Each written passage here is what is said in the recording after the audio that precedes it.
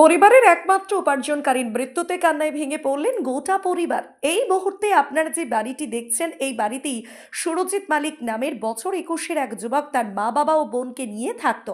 এবং স্থানীয় সূত্রে যেটা জানা যাচ্ছে, বেশ কিছুদিন আগেই তার বাবা প্যারালাইস রোগে আক্রান্ত হয়ে বিছানায় শয্যাশায়ী অবস্থায় রয়েছেন।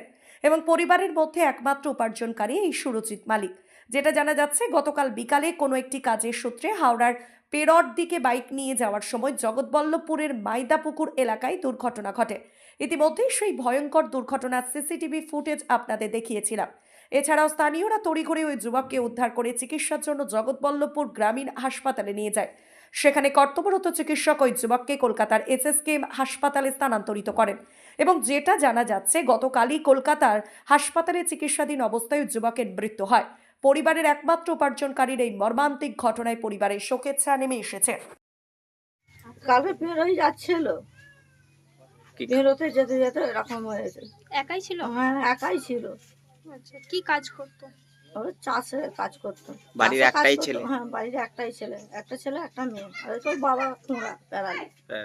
আপনার হ্যাঁ। ছেলের ওপরেই নির্ভর হ্যাঁ, করে ছেলের উপরে নির্ভর। ওই ছেলে কাজকর্ম করে, আমি ওই পরে এখন না চলে গেছে, যদিও অভিযোগ করেছেন।